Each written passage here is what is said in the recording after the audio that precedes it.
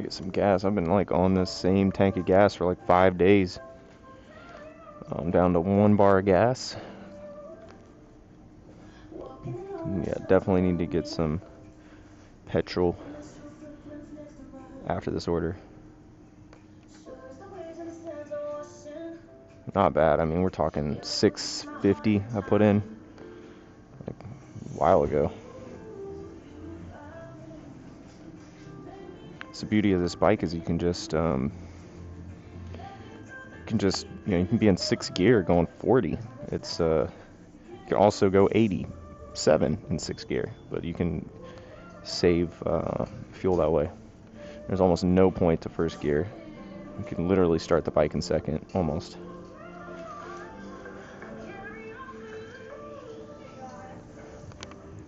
Awesome. Yeah, you too. Thank you.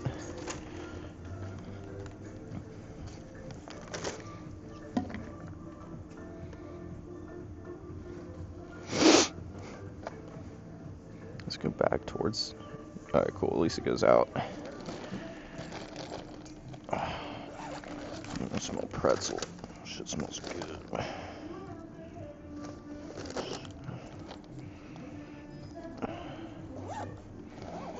Shit always smells good up in here. Oh, this is $6. Oh, I'm not doing that. Fuck. Oh, we're not doing this.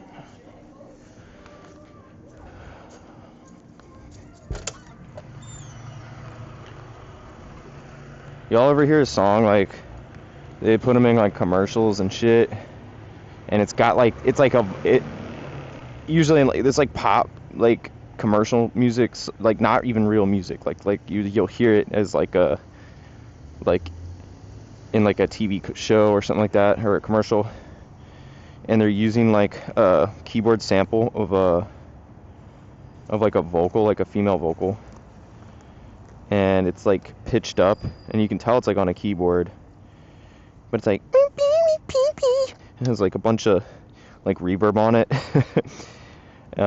You hear it a lot, and it's almost to the point where it doesn't even register as a vocal. It's like just an instrument. What is that, y'all? It's just so weird. I can't even imitate it. You know what I mean, though? It's like if you were to put an old like sample of a falsetto vocal on a keyboard, but you didn't have the attack right or something, and so it's just obvious that it's like sampled to the keyboard. That's like what I would describe it as. But listen to it, you can hear it in like commercials, or like maybe like a car dealership has a commercial. It's like, come on down to Southside, or a car lot on Southside Motors, and there's like it's like a progressive beat, like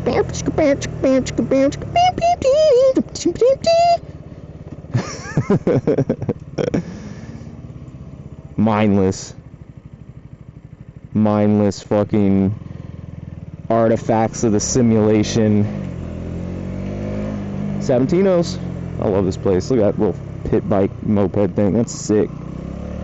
You know what? Sabatinos rips. They offered me $2,100 for this bike, which is hilarious. One, because of all the stuff I've done to it, and also how I've maintained it. And two, I don't think I've ever mentioned this. This bike MSRP is brand new at $4,100. So, I mean, I paid in full for it. It's kind of whack that it's like $2,100, bro. This is a lot of bike for $2,100. I mean, you could take this thing to fucking California if you wanted to. Right up to fucking Seattle on this shit. Really nothing you can't do on this. Like, oh shit, my bad.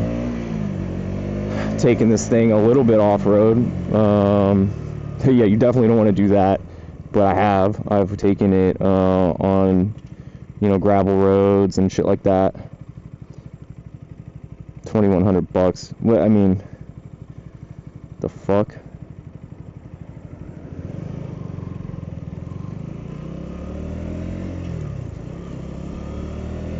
trying to scam my ass.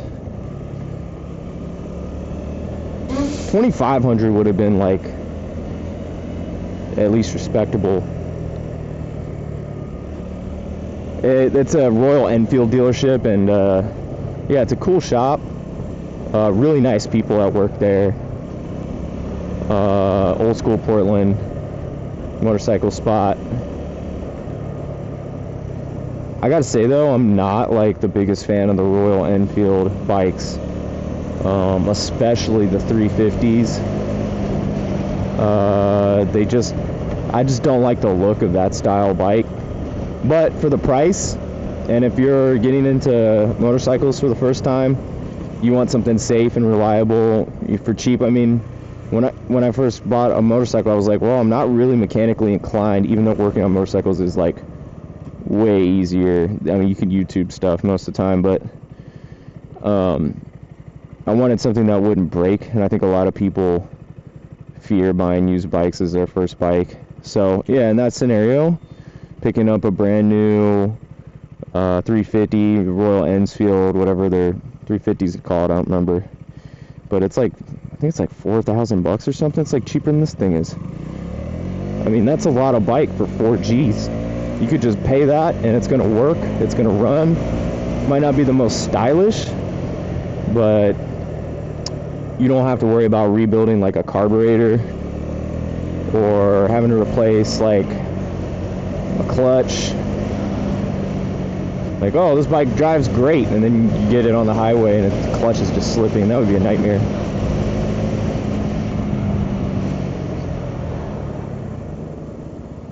So they're good for that, good for first bikes, but yeah, not super duper stylish. The Himalayan is really sick. Out of all of them, I'd ride that, but it's it's a little over 6 G's. There is a likelihood that in some point in my future I will buy one of those, because I'm big into dual sport bikes, and I would love to just have one of those in my garage to also make videos doing shit with. Like, that'd be sick. I got some buddies that ride in different places, and it'd be cool to have something I could take on a longer journey. They sound pretty good for what they are too. 6833. They don't rattle like a lot of those bikes do. They do a little bit, but it's not super prevalent. That's one thing that this bike is really cool. It just doesn't sound really bad. I mean, like most 200s sound like a lawnmower or something, but this just does not sound like that. I mean, I honestly, maybe somebody can tell me, like, is there really a difference between this and the 250, or even the what's the 390s are? I think they're actually only like 350s, and I think their top speed is 122 miles an hour, which is 122 miles an hour, 38 more miles an hour faster than this for 7 G's or something. And they look exactly the same. They have a muffler, but it sucks. It's like one of those skinny, ugly, horrible looking mufflers. Kind of just makes it sound worse. I just don't know why I would want to spend potentially $3,000 more. I mean, it's kind of a slow turd if you ask me. 390 street racing bike. For how fast this goes, being a 200, that thing should be going at least 160. Which doesn't make sense. I don't get the 200. Pay less, get more, better on gas. It's the same chassis. I mean, I'm pretty sure this is a similar chassis to like all the bikes in that line. I mean, I had someone ask me if this is a Super Duke, which is like the $60,000.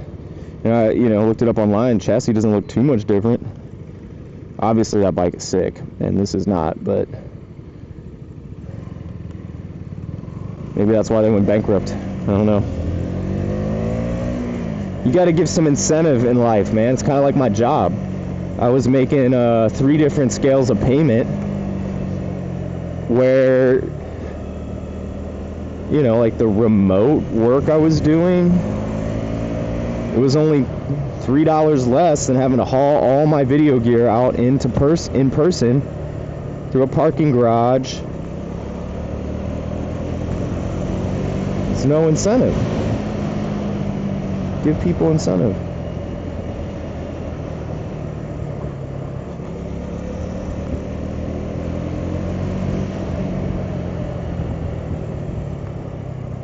Oh shit.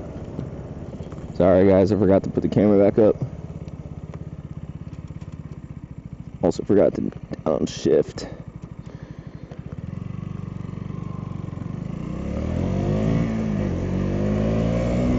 So here's an interesting thing about this bridge. You see down there, me and my girlfriend get into arguments about this. So if the Cascadia fault line caused a massive earthquake, St. John's would be isolated. Obviously, you know, a 9-point whatever earthquake is going to bring some bridges down. So the St. John's Bridge, if that's coming down, and then not many people know, but what we just went over was a bridge. You can't get down there. That's a, I don't know, 100-foot drop. I mean, unless you got some ropes and shit, you're not going to be able to cross that. And people forget about that bridge. So St. John's is effectively trapped like an island in the event of an earthquake. These guys suck at holding signs, like notorious stoners over here.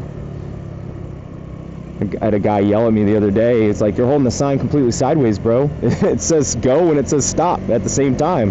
You have one job to do.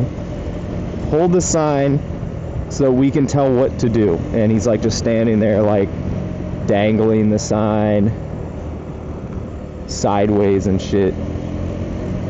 Like, bro, of all the things, you have the sign sideways. That reminds me of what I used to do when I worked at the Lloyd Center with the I'll be back from lunch clock. I tell the story a lot. I used to leave for hours at a time, and I'd put the clock up, say I'd be back at a certain time, but I'd bend the little clock arm out into the Z dimension so that you couldn't tell where I was pointing. And it worked like a charm, man. Had a cool ass boss. Shout out Alex, bro. I think he's at PetMart now. Alex was 18 at the time. I think I was like 30. I was working for an 18-year-old. But it was not that bad. Like, the dude was cool as shit. He drove a tuner, perfect for the Lloyd Center. I hit 60 miles an hour in the Lloyd Center garage, if you can believe it. Unbelievable. I thought I was gonna die. 60 mph, bro, in a parking garage.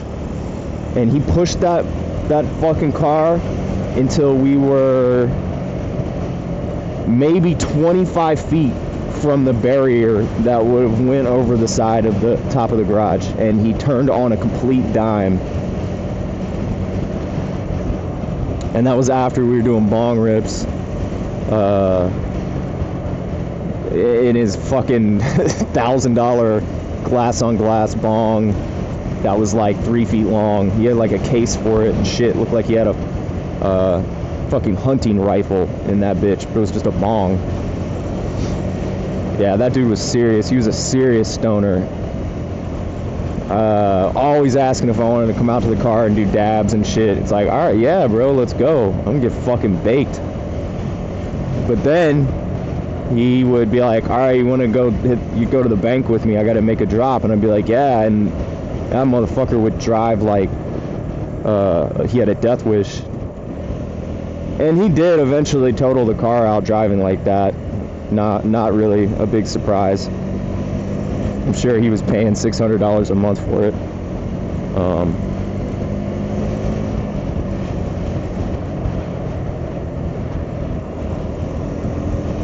But shout out Alex, thanks for helping me out through that rough time of my life. Also Sando, she got me the job. Alex added a little padding onto my check. That's how I used to refer to it. Yeah, I put a little padding on there for you, bro. I'm like, thanks, bro. I was making like $12 an hour at the time. And this was like 7 years ago, dude. And right now minimum wage is like probably 14 or 15 bucks. Not much progression. Shout out Lloyd Center. It's getting ready to get closed down next month, man. I'm really sad. Really sad. Tears me up. I used to hate that place. But then I started working there, and I came to respect it. It has a environment. Some may understand the moment that they enter, and people like me, it might take some time.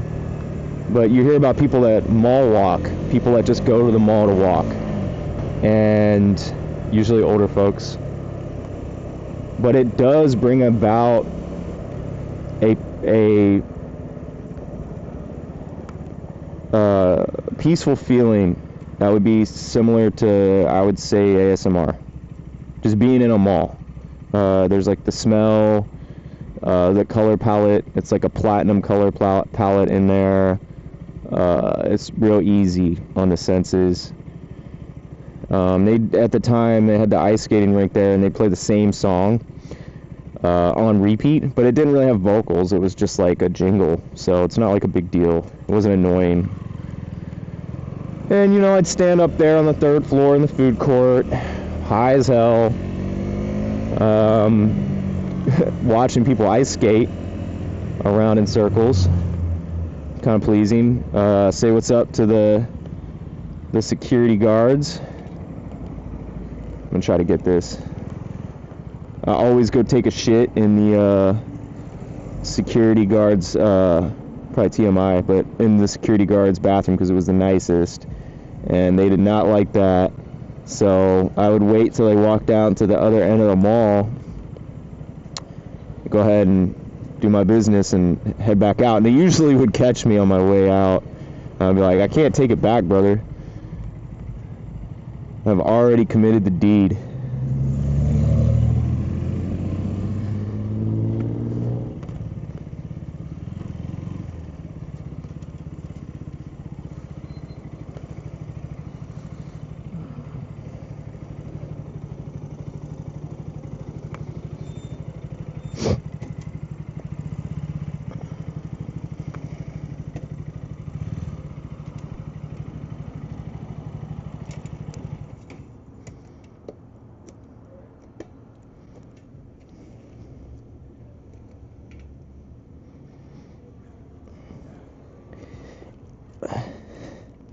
Oh, that's an energy bar.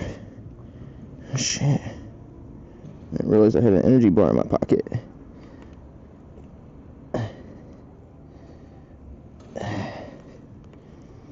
Oh man, these PayPal cards never work here.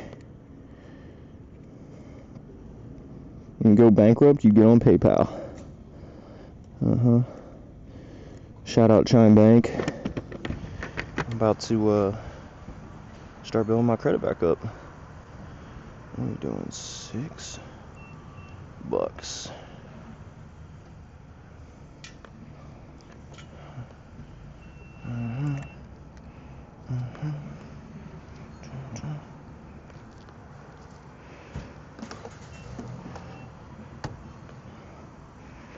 Yeah.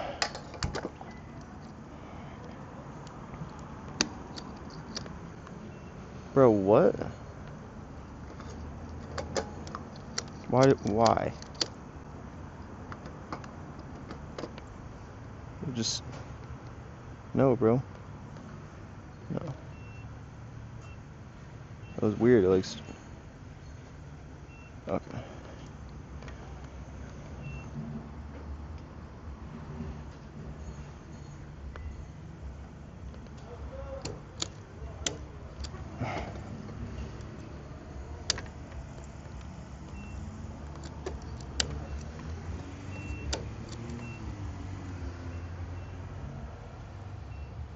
Damn, son. Gas cheap up here. Got over a gallon of premium? Did I hit premium?